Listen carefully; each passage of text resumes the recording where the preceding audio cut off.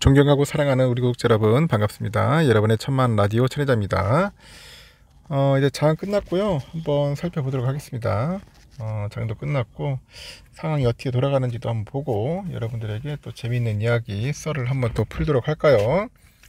오늘 좀 아쉽기는 하죠. 조금 많이 올랐으면 좋았을 텐데 오르지는 않고 오히려 좀 빠지는 그런 걸 보여서 좀 아쉬웠습니다.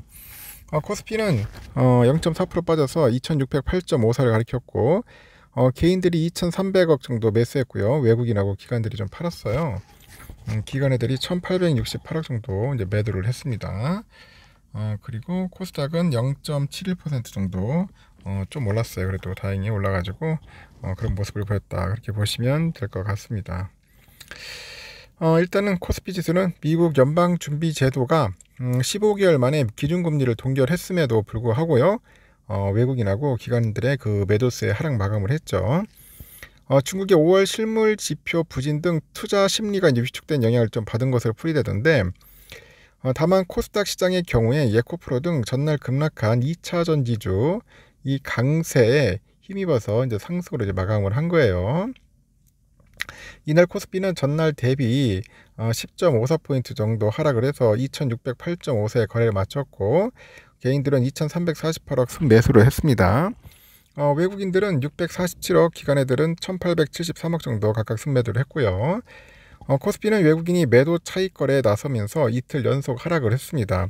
또한 비차익 거래를 중심으로 약 2300억 정도 이상의 출회를 하면서 상승이 이제 부담을 한 거죠. 밤 사이에 미국의 6월 연방공개시장위원회 FOMC 결과를 소화하면서 중국의 5월 실물지표 부진 속에 약세를 기록을 했는데, 중국 경기 회복에 대한 의구심 유입의 오전에 2634포인트까지 그 상승한 코스피가 2600선에서 초반대로 하락으로 반전을 한 겁니다. 코스피 시가총액 상위 10개 종목 보니까 네이버 0.6%, LG와 0.4, 하이닉스 0.1, 우선주 0.17% 상승을 했고요. 기아는 빠졌네요. 0.84, 삼바 0.77, LG 마이너스 0.68, 현대차 마이너스 0.65, 삼성전자 마이너스 0.56, SDI 마이너스 0.55% 정도 이렇게 하락을 했더라. 상승도 했지만 하락도 했어요. 상승 종목은 업종을 보니까 운수창고, 보험, 기계, 운수장비, 음식료품 이쪽 부분이 좀 많이 좀 빠졌어요. 생각외로 많이 떴던 걸 알 수 있을 겁니다. 좀 아쉽지만은 좀 빠졌어요. 좀 빠졌고, 반면에 코스닥은 전날 대비 6.21포인트 상승해서 878.04를 기록했고, 외국인들이 한 168억 정도, 개인들이 1391억 각각 순매수를 했습니다. 기관 애들은 1265억 정도 순매도를 했네요. 코스닥은 외국인이 이제 소폭 순매수 우위를 보였는데, 기관 애들이 이제 순매도하면서 상승이 제한적이었습니다. 특히 2차 전지주의 활약이 좀 돋보였다, 그렇게 보시면 될 것 같습니다. 코스닥 시가총액 상위 10개 종목 보니까 그 에코프로죠. 에코프로가 한 6.4% 정도, 셀트리온 제약이 1.98, 에코프로비엠 1.7, JYP 1.48, 셀트리온 헬스케어 0.14, 오스템인플란즈 0.1% 정도 상승을 했고요. 카카오게임즈 마이너스 2.05, 펄어비스 마이너스 1.9, HLB 마이너스 0.89 하락을 했습니다.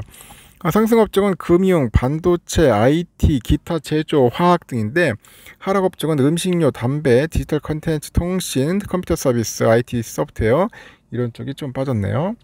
하여튼 재미없는 그런 모습을 좀 보여줬습니다. 그리고 아시아 쪽을 한번 볼까요? 아시아 쪽은 아시아 주요 증시는 전날 미국의 연방준비제도의 6월 금리 인상 심표 이 소식에 안도를 했습니다. 중앙권 증시는 중국 인민은행이 경기 부양을 위해서 정책 금리인 중기 유동성 지원 창구 이 금리를 인하한 것에 힘입어서 오름세를 나타납니다. 일본 도쿄 증시 니케이 지수 보니까 전날보다 0.05% 하락해서 33,485.49로 마감을 했고, 약보합으로 개장한 도쿄 증시는 장중에 상승 전환했는데 33,750선을 터치했지만은 막판에 차익 실현 매물이 출회되면서 소폭 하락 마감을 했어요. 니케이에서는 전날까지 5거래일 연속 상승 랠리를 이어가면서 과거에 버블 경제 이후의 정고점을 연일 갈아치우다가 숨 돌리게 돌입했다고 분석을 합니다. 이제는 그 아시아 투자자들은 유럽 중앙은행의 정책 결정을 기다리고 있다. 그래서 ECB는 금리를 다시 인상하고 인플레이션과의 싸움이 아직 끝나지 않았음을 신호를 보낼 것으로 예상된다고 분석을 합니다. 아주 재미있는 그런 분석이네요. 지금 보니까. 그렇게 되면은 엔화는 더 절하될 것이고 달러 표시 일본 주식은 외국인 투자들한테 더 싸게 보일 거라고 합니다. 주가는 급변할 것이라고 하죠. 중국 본토의 상해지수는 전일 대비 0.74% 상승해서 3252.98, 대만 자치아는 0.56% 상승해서 17,334.98로 장을 마쳤습니다. 홍콩 항생은 2.03% 올라서 19,802.96을 기록했고 큰 폭의 상승세를 나타내고 있네요. 이날 오전에 중국의 중앙은행인 인민은행이 1년 만기 MLF 금리를 기존 2.75에서 2.65로 0.1%포인트 인하한다고 발표해요. 인민은행이 경기도나 우려에 MLF 금리를 내린 것은 지난해 8월 이후 10개월 만인데, 이 MLF는 인민은행이 시중은행을 상대로 자금을 빌려주는 제도인데요. 중국은 현재 그 MLF를 통해서 공개시장 조작으로 2,370억 위안이 유동성을 공급을 하고 있습니다. 이날 대응으로 사실상 기준금리 역할을 하는 1년 만기 그 대출 우대금리 역시 20일 낮아질 가능성이 크다고 이렇게 보는 것 같아요. 증권가는 이날 발표된 중국의 그 주요 경제 지표가 예상보다 약했지만은 중국의 중앙은행의 금리 인하로 상쇄됐다고 덧붙였고, 중국의 5월 산업 생산은 전년 동기 대비 3.5% 증가했고요. 전월과 시장 예상을 모두 밑돌았습니다.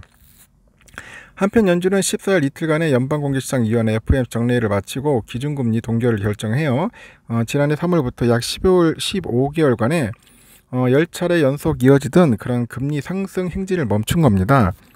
다만 연준은 올 하반기 물가 안정을 위해서 추가 금리 인상을 예고를 하고 있고, 이번 동결이 매파적인 동결임을 시사했고, 이날 공개된 FOMC 위원들의 금리 전망치가 당긴 그 점도표에 따라 가지고 18명 중 16명이 올 하반기 추가 금리 인상을 예상을 합니다. 이 가운데 9명은 올해 최고 금리를 5.5에서 5.75로 보는 것 같아요. 계산상 올해 말까지 두 번의 0.25%포인트 금리 인상이 예상돼 있다. 뭐 그런 이야기를 하는 것 같습니다. 오늘 우리 삼성전자는 뭐 잘 버티는 듯 하더니 결국은 좀 빠졌어요. 그래가지고 결국은 71,500원으로 마무리됐습니다. 400원. 아침에 72,300원까지 잘 갔었는데 생각지 못하게 좀 빠져서 좀 아쉽네요. 보니까 하여튼 71,500원으로 마무리됐고요. 외인들은 좀 샀어요. 어제 비슷하게 한 69만 주 정도 샀는데 기관과 개인들이 좀 팔다 보니까 막판에 좀 흘러내리는 그런 모습을 좀 보여주었고요.